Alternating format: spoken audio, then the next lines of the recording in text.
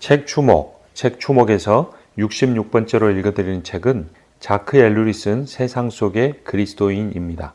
세상 속에서 어떻게 살 것인가 라는 부제목을 달고 있습니다.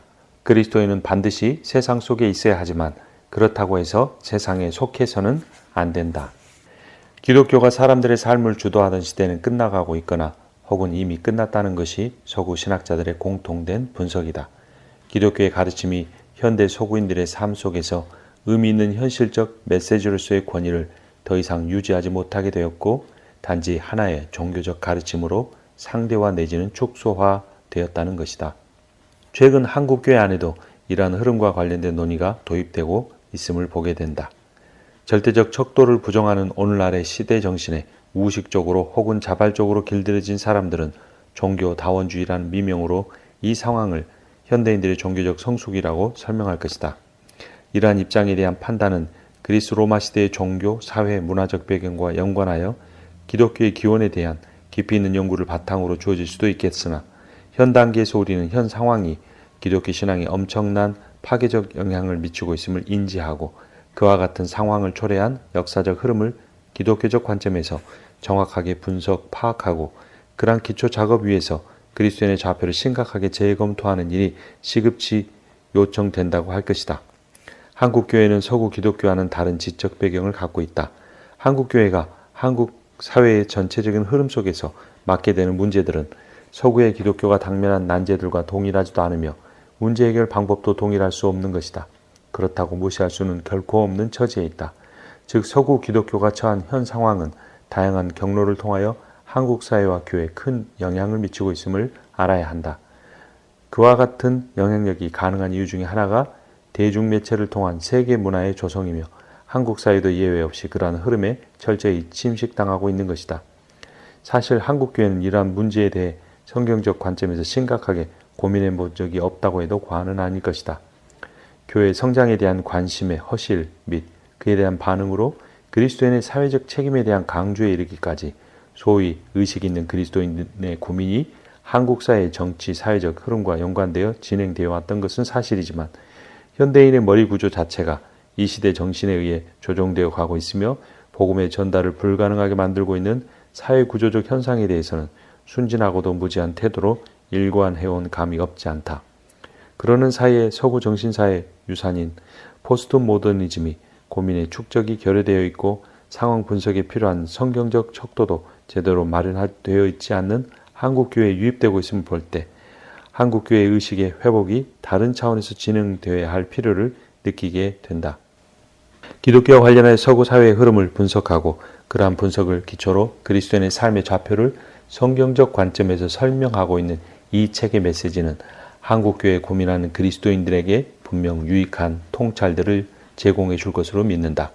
우리는 우리 나름대로 한국 사회의 흐름과 한국 사회가 세워져 있는 토대, 정치, 경제, 문화, 종교, 사상적 구조 등을 분석하고 그것이 한국교회에 어떤 연관을 맺고 어떤 영향을 미치고 있는가를 집중적으로 검토해야 할 필요가 있다. 우리는 자크 엘룰이 서구 사회 안에서 그리스도인의 좌표를 설정하기 위하여 성경의 가르침을 그 척도로 강조하고 있는 것을 통해 우리가 나아가야 할 방향성에 대해 귀중한 지침을 얻게 된다. 이 책을 통해 우리가 접하게 될 자크 엘룰의 메시지는 서구 사회에서는 대단한 용기와 신앙의 확신이 없으면 주장하기 힘든 내용들임을 기억하는 것이 이 책을 읽는데 다소 도움이 될 것으로 생각된다. 이 책이 예수 그리스도에 대한 실존적 체험을 바탕으로 성경적 가치를 따라 살려고 했으며 동시에 성경적 가치를 삶의 현장에 심기 위해 고민하는 그리스도인들에게 조그만 보탬이 되기를 바란다. 이 책을 번역한 이문장 목사님이 쓴 머리글입니다. 세상 속의 그리스도인.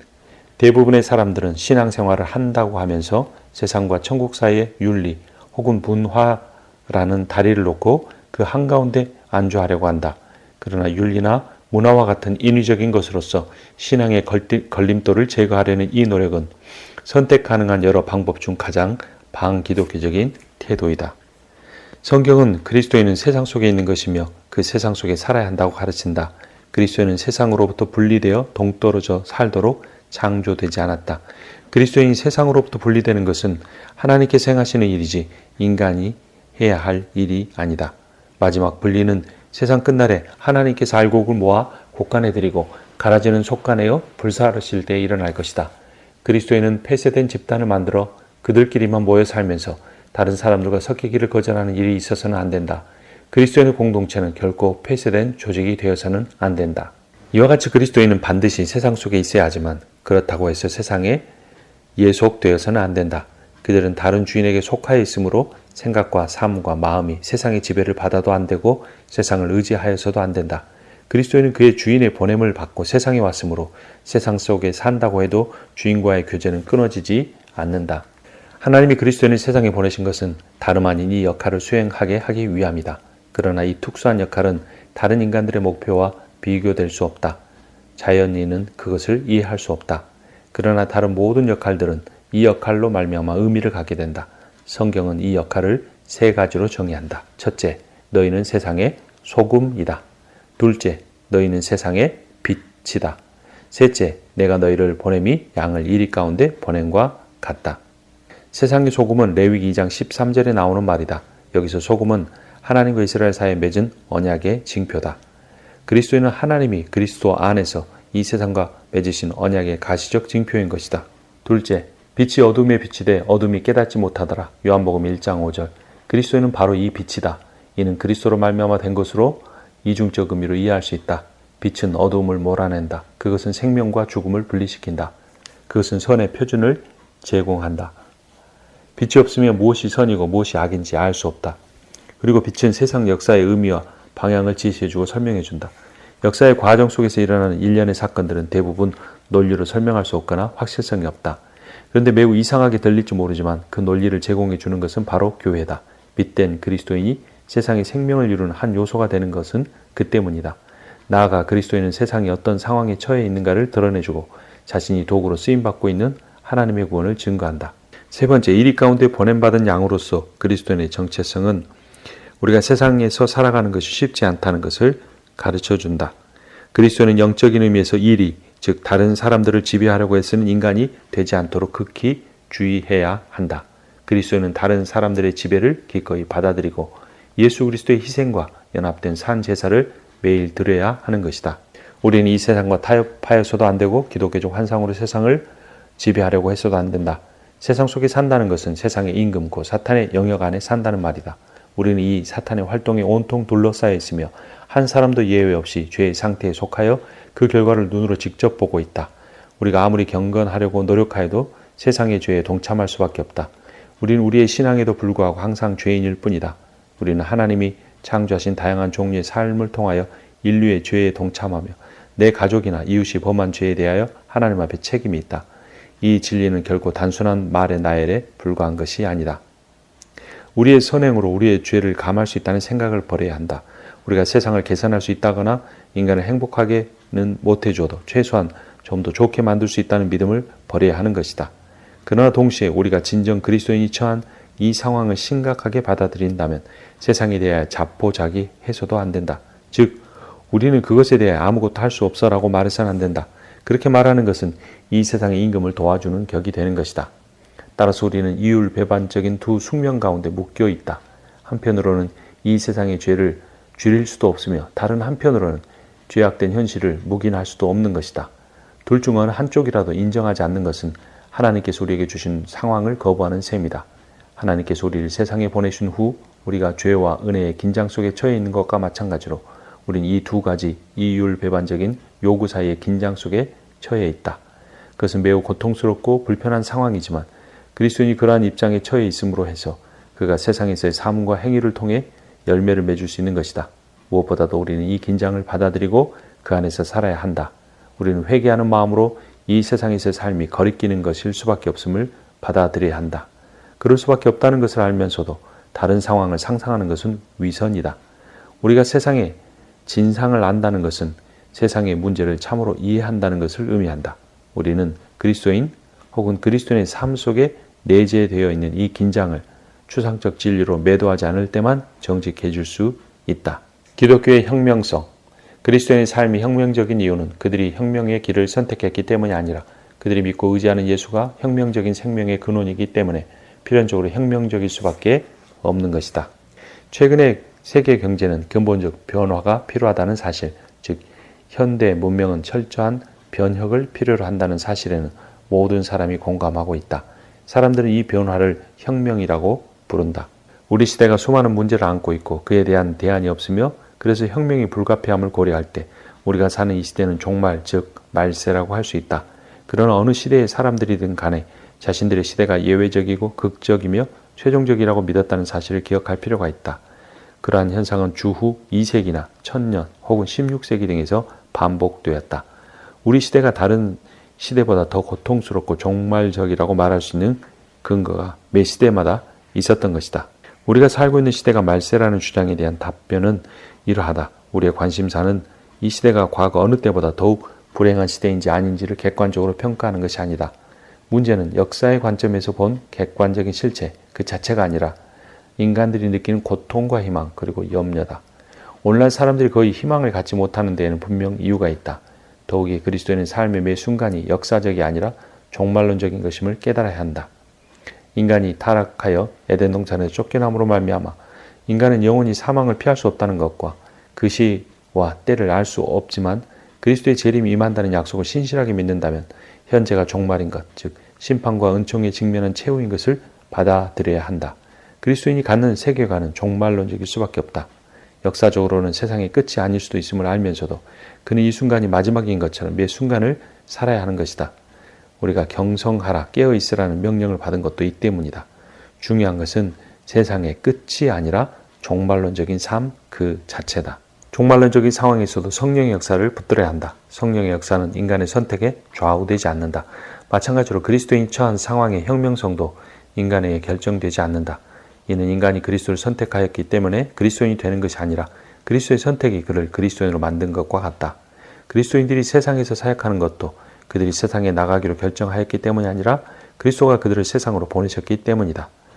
이러한 그리스도인이 혁명적인 이유는 그들이 혁명의 필요성을 절감하기 때문이 아니라 나중에 살펴보게 될 또 다른 독립적 이유 때문이다. 그리스도인의 상황이 혁명적인 것은 스스로 깨달아서 선택했기 때문이 아니다.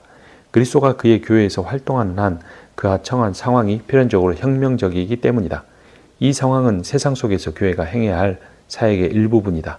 역사 전반에 걸쳐서 교회는 혁명적 상황 속에 처해 있었던 것이다.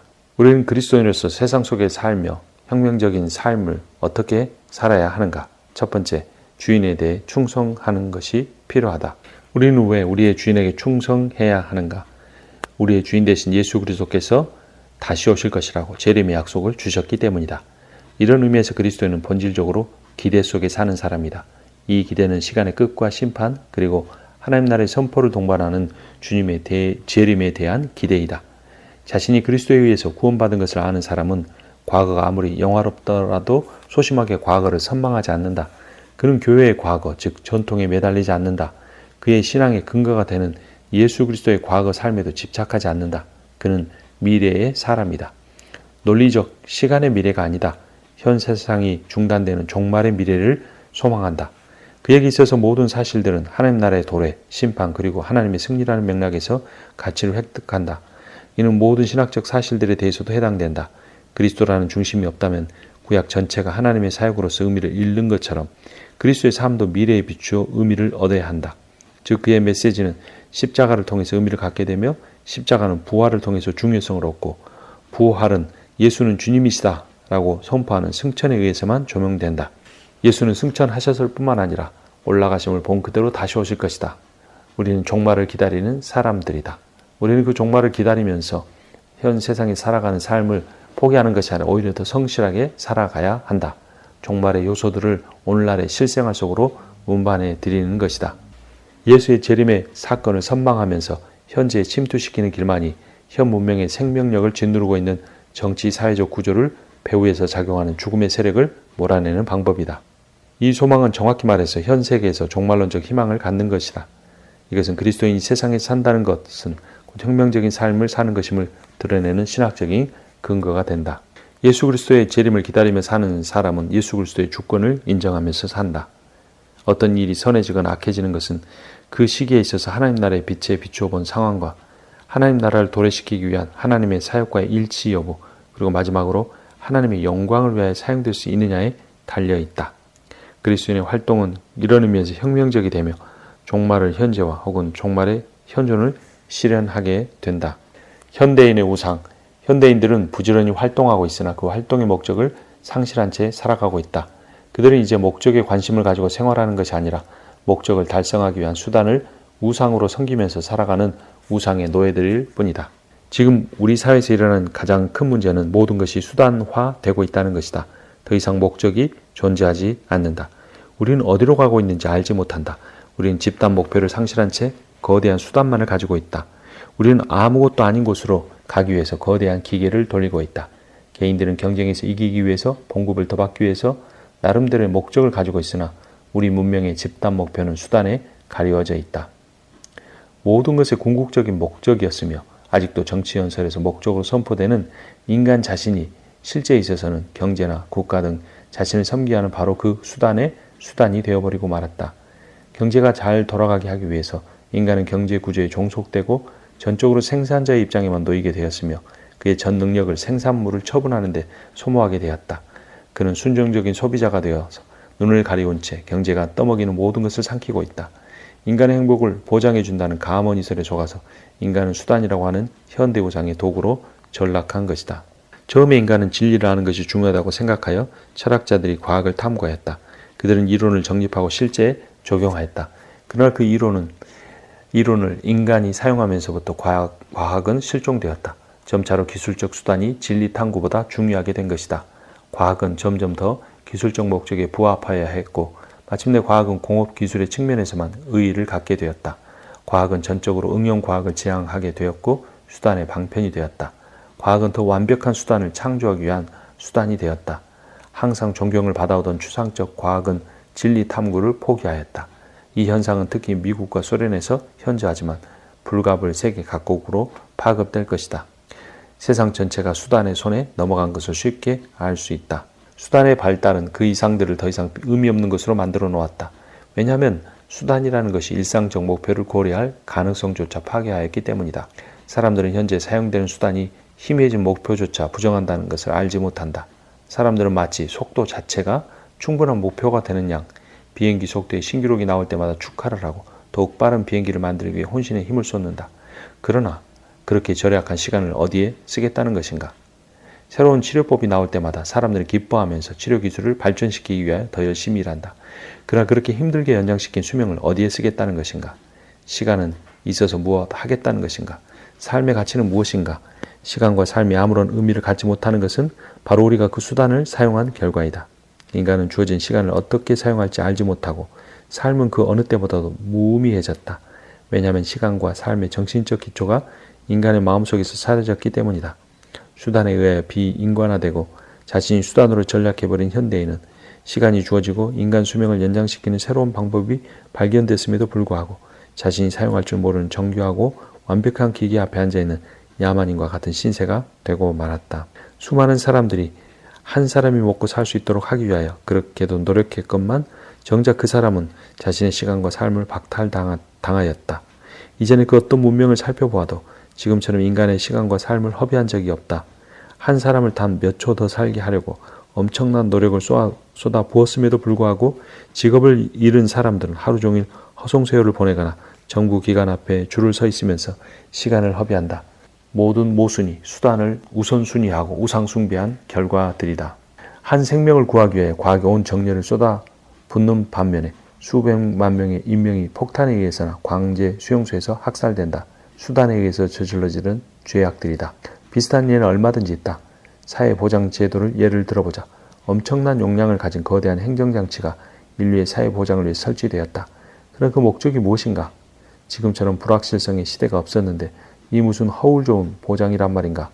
수백만 달러의 돈이 사회의 경제적 위기 때문에 일어나는 불안정과 기술 수단 때문에 생기는 전쟁과 혁명의 소요됨으로 남녀노소 누구나가 피해를 입고 있다. 고삐 풀린 수단의 광란으로 인하여 우리는 방향을 상실했고 목표가 없어졌으며 목적은 뒷전으로 물려났다. 인간은 정처 없는 곳으로 향하여 무서운 속도로 돌진하고 있다. 기독지성인의 소명. 지금은 유토피아를 찬양할 때가 아니며 정치적인 현실주의를 찬양할 때도 아니다. 지금은 뒤틀려진 세계를 바로 보게 하는 자각이 필요한 때며 그와 같은 자각의 과정을 통하여 모든 인간에게 자유와 평화를 돌려주어야 할 때이다. 믿음은 지성을 새로운 차원으로 변화시킨다. 이러한 변화는 우리가 살아가고 있는 현재의 삶과 관련이 있다. 이러한 변화는 성령의 사역을 통해 예수 그리스도 안에서 일어나야 한다. 이러한 변화의 목적은 우리가 하나님의 뜻을 더 잘 분별하게 되는 것이다. 현대 세계는 극단적으로 복잡해져 가고 있다. 지식을 획득하는 수단이 더 광범위해지고 보편적이 되어 가고 있다. 이러한 일들을 위해서 엄청난 자본의 투자가 있었다. 그래서 사회는 점점 더 자본에 의지하게 되고 있는 것이다. 현대인은 그의 생활 방식, 오락, 직업 및 정당 등의 문제에 깊이 빠져 있기 때문에 정보 획득 수단인 대중매체들의 놀이개로 전락하고 만다. 대중매체들의 영향이 더욱 강화되는 것은 그것들을 활용하는 인간들이 아무런 비판 없이 받아들이고 있기 때문이다.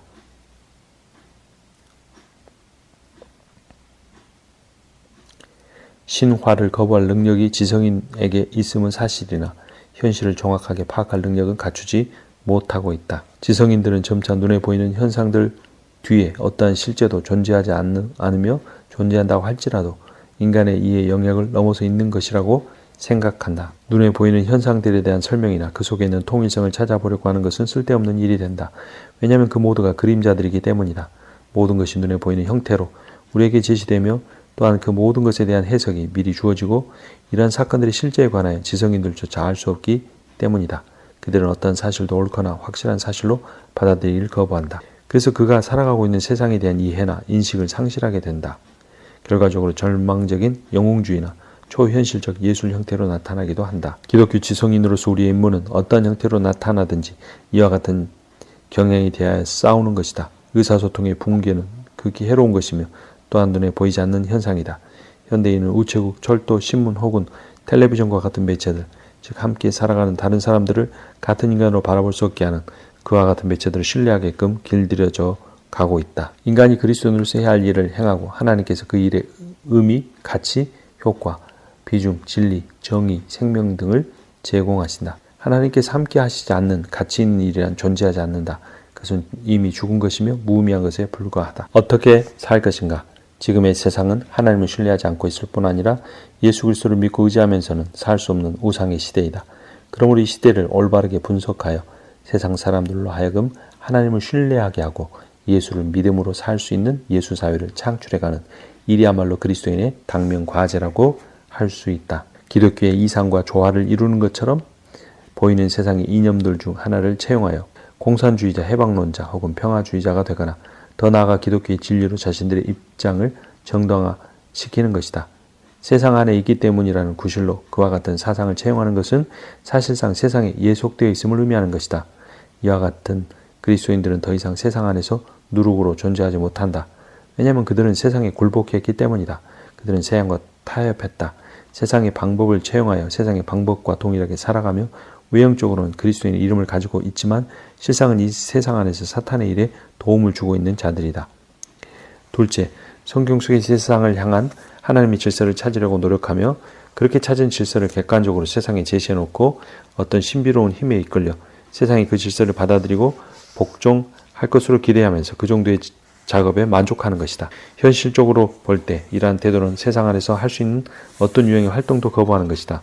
그와 같은 연구의 결과 구체적인 선언들이 만들어지고 더 나아가 계획을 위한 가시적인 제안들을 한다고 해도 그것은 별 의미가 없게 된다. 이러한 태도를 갖고 있는 그리스도인들은 세상의 누룩이 아니다. 그들은 단지 충고만 하고 있거나 교리를 발표하는 데 그치는 자들에 불과하다.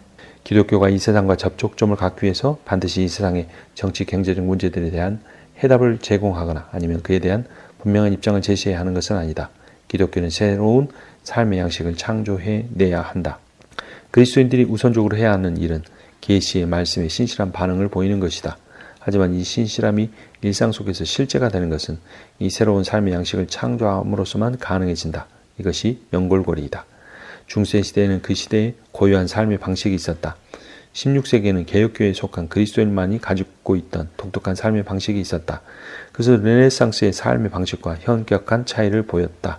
영적인 요소라고 찾아볼 수 없는 자본주의식 삶의 방식이 있으며 또한 공산주의식 삶의 방식도 있다. 문제는 기독교다운 삶의 방식이 더 이상 존재하지 않는다는 점이다. 솔직히 말하면 그것이 어떤 교리든지 간에 사람들이 그 교리를 믿고 그 교리에 합당한 방식대로 살 때에만 그 교리는 힘이 있는 것이다. 세상과 구별되는 삶의 방식을 창조해내는 것이 그리스도인들에게 가장 우선순위가 되어야 한다. 오늘날 그리스도인들의 삶을 들여다볼 때 우리가 발견하는 것은 좋은 자녀, 좋은 부모, 좋은 배우자, 좋은 고용주 및 좋은 일꾼뿐이다. 이때 좋은이란 좋은 빵이라고 할 때와 같은 의미에서 좋은이다. 그들은 개인적으로 좋은 자질들을 갖고 있으나 집단적 차원에서 기독교의 삶의 방식에는 존재하지 않는다. 오히려 그들은 사회 환경, 즉 그들의 사회계층, 국적, 환경들에 의해 조건 지어지는 삶을 살아가도록 있을 뿐이다.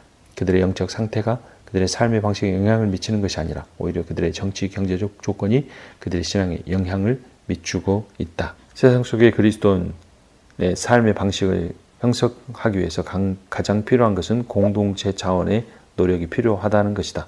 독립된 개인으로서 이런 일을 이루는 것은 거의 불가능한 일이다.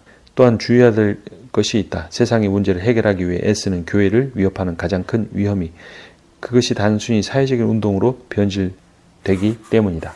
실제로 기독교의 역사를 보면 민족주의가 강하게 대두된 시대에는 교회도 민족주의 교회가 되었다.